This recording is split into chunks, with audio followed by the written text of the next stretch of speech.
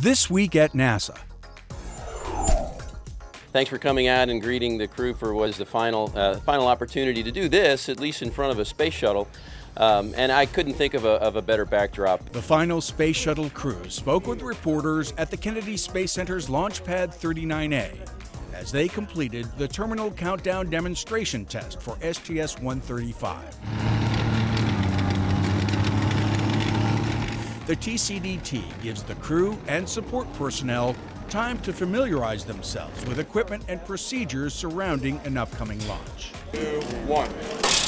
The 4 veteran astronauts are targeted to lift off aboard Atlantis for the International Space Station on July 8th, on what will be the final mission of the Space Shuttle era. The Space Shuttle program has been amazing, what it's done, all the great accomplishments, and you just don't want to let that momentum down. And so there is a lot of pressure to do your job right and like I say, to finish strong.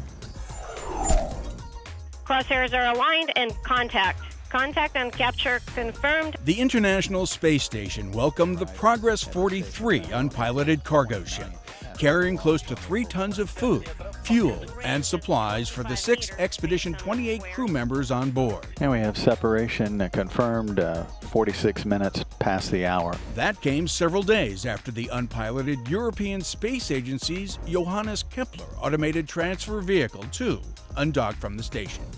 ATV-2 had delivered several tons of supplies to the crew in February.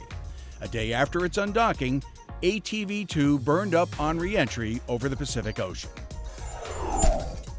Good morning. I am Lika Guhathakurta. NASA experts spoke at the annual Space Weather Enterprise Forum held at the National Press Club in Washington.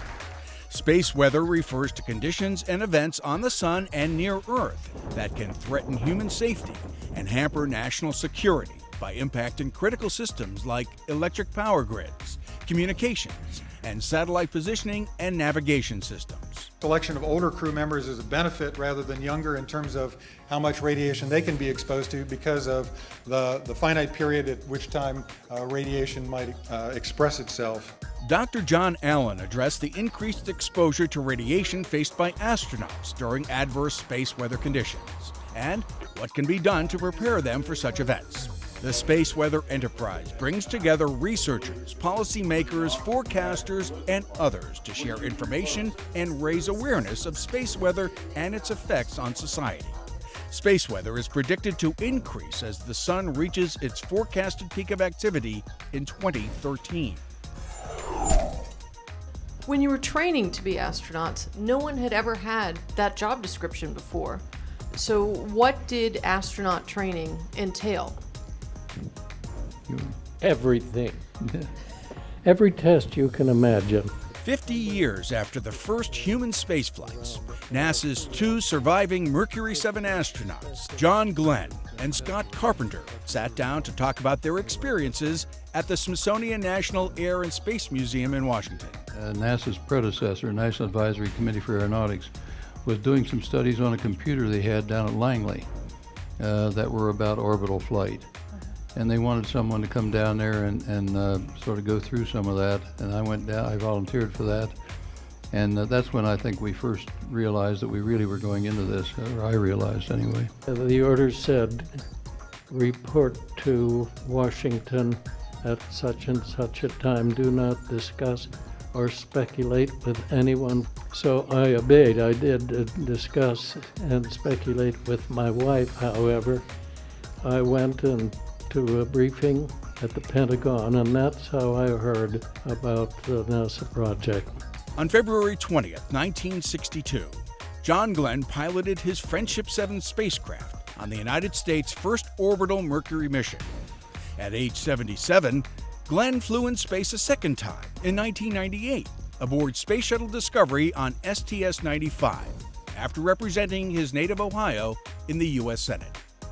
Scott Carpenter flew into space on May 24, 1962, aboard Aurora 7, a 3-orbit science mission.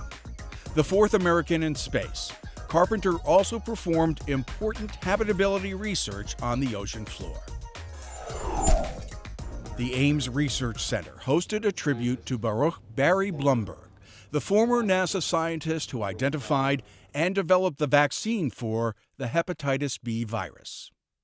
Blumberg died after suffering a heart attack earlier this year at the International Lunar Research Park Exploratory Workshop at Ames, where he was a featured speaker. And now, centerpieces. A good idea rarely goes out of style. Just ask some of the firms developing next-generation spacecraft. Sierra Nevada, one of 4 winners of second-round funding from NASA's Commercial Crew Development Program, based its Dream Chaser design on the HL-20 space taxi concept. That idea was developed by NASA's Langley Research Center in the 80s and 90s. Company and NASA headquarters officials came to the center in Hampton, Virginia, to recognize those studies and Langley's 50-year history of lifting body research. We're proud of the work that we at NASA did on HL-20 on the lifting body concept, and we're pleased that it's being utilized today. We would not be here, I would not be at this podium if it wasn't for the great work that you did. Langley engineers devised an entire plan for the HL-20. They created pilot landing scenarios for flight simulators, some of which are now adapted for newer facilities. They tested designs in wind tunnels and even built a full-scale model with the help of universities to study crew challenges. That model is at Sierra Nevada. Many of the researchers who gave birth to the HL-20 attended the recognition ceremony. We really appreciate this opportunity to get together again, and the recognition that you provided us for a job that we were excited about, we still are excited about, and quite frankly, I thought this day would never come.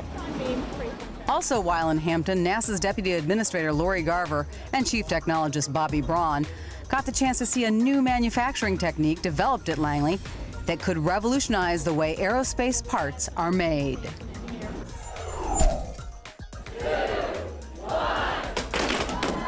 With a blast of confetti, Center Director Lisa Rowe and several elected officials cut the ribbon to celebrate the opening of the new green headquarters facility at the Langley Research Center. The first new building constructed at Langley in 35 years, it covers 79,000 square feet and houses more than 250 employees from 6 different center organizations. Today's ceremony and the building behind me dramatically signify a new Langley and the completion of the first element in our revitalization plan. The new structure uses some of the newest technology to reduce its impact on the environment. Its roof deflects heat and reduces stormwater runoff, and geothermal wells assist in heating and cooling, all to achieve the highest rating by the U.S. Green Building Council. These buildings will stand as an icon in this community for that science, for that technology, for that development, for what NASA does each and every day, and for what it stands for going in the future. So we're working to really design that laboratory of the future. The second element in Langley's revitalization plan, an integrated services building that will house a new cafeteria, conference center, and additional office spaces, will break ground later this year. Wallops Flight Facility became Rocket University for 7 days in June as more than 120 high school educators and university students and instructors spent a week learning about rocketry and conducting science experiments in space. We've learned a great deal. There's a lot more to rockets than I ever dreamed of. We've gotten to actually build rockets, hands-on, make our own. We've got to shoot them off. A lot of nice people to talk to and learn how they do things at other schools and what their specialties are. Flying on this NASA Terrier improved Orion suborbital sounding rocket were experiments constructed by the student participants. You get to do this part, I'll do the next part later. I mean, it was a lot of teamwork that was involved for something that was so little. 3, 2, 1.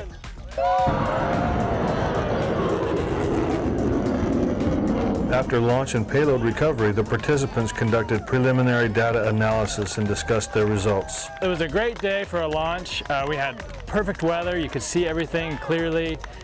Great skies, great winds, lots of people, lots of excitement. Awesome!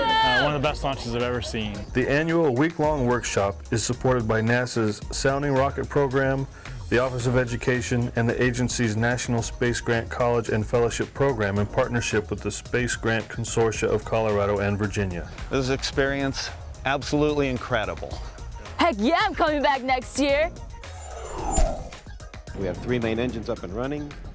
2, 1, and liftoff of the Space Shuttle Atlantis on a mission that will herald a new day of international cooperation in space. 16 years ago, on June 27, 1995, Shuttle Atlantis became the 100th U.S. human spaceflight launched from Cape Canaveral, embarking on a mission that would link it with Mir for the first U.S. Space Shuttle Russian space station docking. STS-71 would also mark the first on-orbit changeout of shuttle crew. Atlantis Commander Hoot Gibson and crew brought with them the members of the new Mir-19 mission, Anatoly Solovyev and Nikolai Budarin, and would return home with the Mir-18 crew of Norm Thagard, Vladimir Dezhurov, and Gennady Strekalov. Over a 5-day period, astronauts and cosmonauts conducted joint biomedical and scientific investigations. Atlantis undocked on the 4th of July and landed back at the Kennedy Space Center on July 7th. And that's This Week at NASA. For more on these and other stories, log on to www.nasa.gov.